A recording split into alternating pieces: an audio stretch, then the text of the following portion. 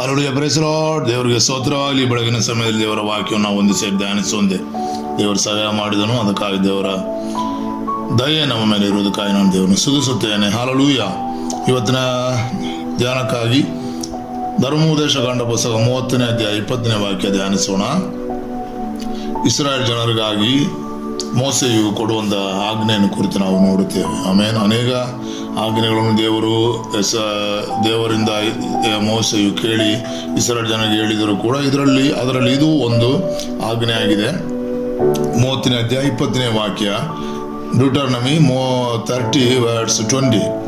ಉಪಾಗಮಂ 30ಾം ಅಧಿಕಾರಂ 20ಾம் ವಚನ. ನಿಮ್ಮ ದೇವರಾದ ಯೆಹೋವನನ್ನು ಪ್ರೀತಿಸಿ ಆತನ ಮಾತಿಗೆ ವಿಧೇಯರಾಗಿರ್ರಿ, ಆತನನ್ನು ಹೊಂದಿಕೊಂಡೇ ಇರ್ರಿ. ಯೆಹೋವನು ನಿಮ್ಮ ಪಿತೃಗಳಾದ ಅಬ್ರಹಾಂ, ಇಸಾಕ್, ಯಾಕೋಬರಿಗೆ ಪ್ರಮಾಣ ಮಾಡಿಕೊಟ್ಟ ದೇಶದಲ್ಲಿ ನೀವು ಬದುಕಿಕೊಳ್ಳುವುದಕ್ಕೂ ಬಹುಕಾಲ ಇರುವುದಕ್ಕೂ ಆತನೇ ಆಧಾರ. Amen, hallelujah. ಈ ಮಾತು ನಾವು ನೋಡುವಾಗ ನೋಡ್ರಿ, ನಿಮ್ಮ ದೇವರಾದ ಯೆಹೋವನನ್ನು ಪ್ರೀತಿಸಿ ಆತನ ಮಾತಿಗೆ விதியராகிர்றி. ஆமென். தேவனுடைய வசனத்தை நீங்கள் கை கொண்டு அவனுடைய வசனங்களுக்கு கீழ்ப்படிந்து இருக்க வேண்டும் என்று ಮೋಸೆ ಹಿಂಗೆ ಇಸ್ರಾಯೇಲ್ ಜನங்களுக்கு சொல்லுகிறான். ಆಮೇಲೆ ಮೋಸೆಯು ಇಲ್ಲಿ ಇಸ್ರಾಯೇಲ್ ಜನರಿಗೆ ದೇವರ ವಾಕ್ಯಗಳನ್ನು ಆಜ್ಞೆಗಳನ್ನು ಕೈಕೊಂಡು ನೀವು ಆ ವಾಕ್ಯಗಳಿಗೆ ಏನು ಮಾಡಬೇಕು? ಅವರ ಮಾತುಗಳನ್ನು ಪ್ರೀತಿಸಿ ವಿಧಿಯರಾಗಿರಬೇಕು. ಆತನನ್ನು ನೀವು ಹೊಂದಿಕೊಂಡೇ ಇರಬೇಕು. ಆಮೇಲೆ அவரை நீங்கள் பற்றி கொண்டே இருக்க வேண்டும், சேர்ந்து கொண்டே இருக்க வேண்டும். ஹல்லேலೂಯಾ.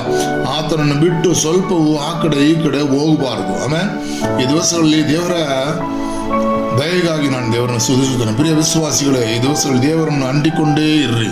ಆಮೇಲೆ ನೀವು ಆತನನ್ನು ಬಿಟ್ಟು ಆ ಕಡೆ ಈ ಕಡೆ ಹೋಗಬೇಡ. ಆತನ ವಿಧಿಗಳನ್ನು, ಆತನ ಆಜ್ಞೆಗಳನ್ನು, ಆತನನ್ನು ಪ್ರೀತಿಸಿ ಆತನ ಮಾತಿಗೆ ನೀವು ವಿಧಿಯರಾಗಿರ್ರಿ. ಆತನ ಮಾತುಗಳನ್ನು ಕೇಳಿ ಅದರ ಪ್ರಕಾರವೇ ನಡೆಯೋದಕ್ಕೆ ನಿಮ್ಮನ್ನು ಸಮರ್ಪಿಸಿ ಕೊಡಿರಿ. ಆಗ ದೇವರು ನಿಮ್ಮನ್ನು ಅನುಗ್ರಹಿಸುತ್ತಾನೆ. ನೀವಿರುವಂಥ ದೇಶದಲ್ಲಿ ಬಹುಕಾಲ ಬದುಕಿ ಬಾಳುವಂದೇ ದೇವರು ದಯಪಾಲಿಸುತ್ತಾನೆ. ಆಮೇಲೆ ಹಲ್ಲೆಲೂಯಾ. ಸಮಯ ಆಗೋದಕ್ಕೆ ಮುಂಚೆ ಯಾವ ಮರಣ ದೂತನು ನಿಮ್ಮನ್ನು ಮುಟ್ಟೋದಕ್ಕೆ ಸಾಧ್ಯವಾಗುವುದಿಲ್ಲ. ಅವನಿಗೆ ಅದರ ಮೇಲೆ ಅಧಿಕಾರವಿಲ್ಲ. ಹಲ್ಲೆಲೂಯಾ. ಆದ್ದರಿಂದ ದಿವಸದಲ್ಲಿ ದೇವರನ್ನು ಅಂಟಿಕೊಂಡೇ ಇರೋಣ. ದೇವರನ್ನೇ ದೇವರ ಮಾತನ್ನು ಹಲ್ಲೆಲೂಯಾ ನಾವು ಕೇಳಿ ಅದರ ಪ್ರಕಾರ ನಡೆಯೋದಕ್ಕಾಗಿ ನಮ್ಮನ್ನು ಸಮರ್ಪಿಸಿ ಕೊಡೋಣ. ಯಾರು ದೇವರನ್ನು ಬಿಟ್ಟು ಆ ಕಡೆ ಈ ಕಡೆ ಹೋಗಬೇಡ್ರಿ. ಹಲ್ಲೆಲೂಯಾ.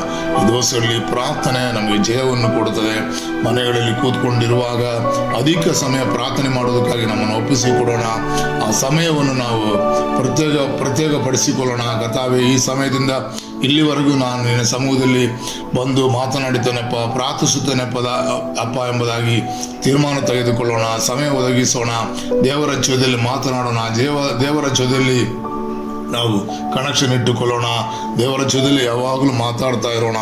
ಯಾಕಂದ್ರೆ ನೋಡ್ರಿ, ನಿಮ್ಮ ದೇವರಾದ ಯೆಹೋವನನ್ನು ಪ್ರೀತಿಸಿ ಆತನ ಮಾತಿಗೆ ವಿಧೇಯರಾಗಿರ್ರಿ. ಆಮೇಲೆ ದೇವರ ಮಾತನ್ನು, ಯಾಕಂದ್ರೆ ಮರಿಯಳನ್ನು ಕುರಿತು ನೋಡುವಾಗ ದೇವರಿಂದ ಯೇಸು ಕ್ರಿಸ್ತನ ಪಾದಪೀಠದಲ್ಲೇ ಕೂತ್ಕೊಂಡು ಆತನು ಹೇಳಿದ ಮಾತುಗಳನ್ನು ಕೇಳಿ ಒಳ್ಳೆಯ ಅಂಶಗಳನ್ನು ಅವಳು ಆರಿಸಿಕೊಂಡಳು ಎಂಬುದಾಗಿ ದೇವರ ವಾಕ್ಯದಲ್ಲಿ ನೋಡುತ್ತೇವೆ. ಆಮೇಲೆ ನಾವು ಈ ದಿವಸಗಳಲ್ಲಿ ದೇವರ ಪಾದಪೀಠದಲ್ಲಿ ಕೂತ್ಕೊಳ್ಳೋಣ, ಒಳ್ಳೆಯ ಅಂಶಗಳನ್ನು ಆರಿಸಿಕೊಳ್ಳೋಣ.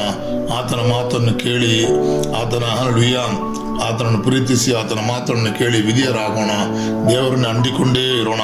ನಾವು ಇರುವಂಥ ಜಾಗದಲ್ಲಿ ದೇವರು ನಮ್ಮನ್ನು ಬಹುಕಾಲ ಬದುಕಿ ಬಾಳುವಂತೆ ಮಾಡುತ್ತಾನೆ. ಆಮೇಲೆ ಕರ್ತನ ತಂದೆ, ಈ ಒಳ್ಳೆಯ ಸಮಯಕ್ಕಾಗಿ ಸ್ತೋತ್ರತಾವೆ. ಮೋಸೆ ಕಥನೆ ನನ್ನ ಜನರಾಗಿರೋ ಇಸ್ರಾಯೇಲ್ ಜನರಿಗೆ ಹೇಳಿದ ಈ ಮಾತು ಕಥನೆ ನಮ್ಮ ಜೀವಿತದಲ್ಲೂ ಅದು ನೆರವೇರುವಂತೆ ಕಥನೆ ನಮ್ಮನ್ನು ನಿನ್ನ ಪಾದ ಬಿಡಲು ಸಮರ್ಪಿಸುತ್ತೇವೆ. ಕಥನೆ ಸ್ತೋತ್ರ. ನಿನ್ನ ಕಥೆ ಹಲ್ಲೆಲೂಯಾ. ನಿನ್ನನ್ನು ಪ್ರೀತಿಸಿ ನಿನ್ನ ಮಾತಿಗೆ ವಿಧೇಯರಾಗಿ ನಡೆಯುವಂತೆ, ನಿನ್ನನ್ನೇ ಹೊಂದಿಕೊಂಡು இருவந்தே கத்தனே. அப்பா, உண்மையே நாங்கள் சேர்ந்து இருக்க வேண்டும் ஆண்டவரே. உண்மையே சார்ந்து இருக்க வேண்டும் ஆண்டவரே. உண்மை விட்டு அந்த பக்கம் இந்த பக்கம் கத்தாவே எங்கே நாங்கள் சாய்ந்து போகாதபடி கத்தாவே உண்மையிலே நிலை நிற்க கிருபை தாரும். ನಿನ್ನಲ್ಲೇ ನೆಲೆ ನಿಲ್ಲುವಂತೆ ಕತ್ತನೆ ಕೃಪೆ ಮಾಡು ಕತ್ತನೆ. ಸ್ತೋತ್ರ. ಅದು ನಾವುಗಳು ನಿನ್ನಲ್ಲಿಯೂ ನೀವು ನಮ್ಮಲ್ಲಿಯೂ ನೆಲೆ ನಿಲ್ಲುವುದಾದರೆ ಅಧಿಕ ಫಲ ಕೊಡುವರಾಗುತ್ತೇವೆ ಆಗುತ್ತೇವೆ ಎಂಬುದಾಗಿ ನಿನ್ನ ವಾಕ್ಯದಲ್ಲಿ ನೋಡುತ್ತೇವಲ್ಲ ರಾಜ.